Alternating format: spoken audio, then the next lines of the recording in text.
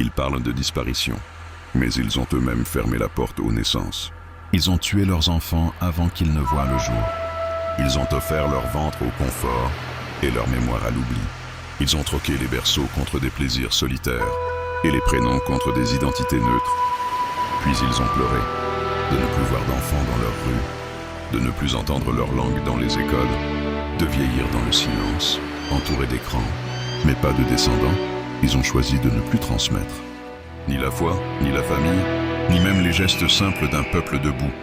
Mais ils n'ont pas seulement renoncé aux enfants. Ils ont aussi renoncé aux anciens, ceux qui les ont portés, ceux qui savaient encore prier. Ils les ont enfermés dans des lieux qu'ils appellent maisons, mais où plus personne n'habite vraiment. Le père est devenu une charge, la mère un nom dans un téléphone, le grand-père une photo, la grand-mère une visite par an. Ils ont voulu vivre sans passé et ils ont fabriqué un présent sans racines. Pas d'enfants à aimer, pas d'anciens à honorer, juste une tranche de vie, 30 à 50 ans d'illusion, où tout tourne autour du moi, une liberté sans héritier, sans prière, sans gratitude.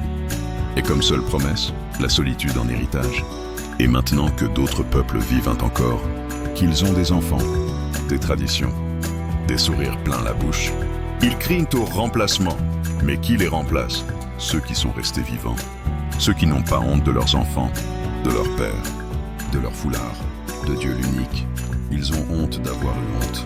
Et ils veulent que nous aussi, on jette nos racines, qu'on abandonne nos héritages, qu'on cesse de naître. Parce qu'ils ont renoncé, ils veulent que le monde entier fasse de même. Mais nous, on ne portera pas leur deuil.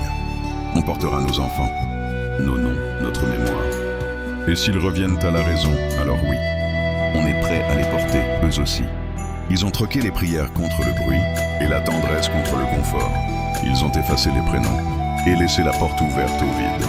Ils marchent dans des villes pleines, avec des cœurs vides.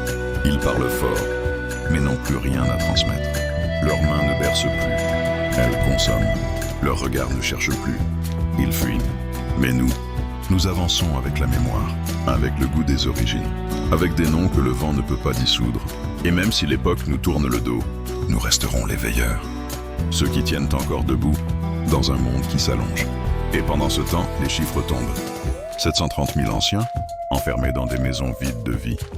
9 millions de femmes seules, un quart des Français vivent seuls. Et 10 millions d'enfants jamais nés. 29 millions de cœurs que la France aurait pu entendre battre en 2025. Mais à force d'éteindre les berceaux, ils ont allumé le silence.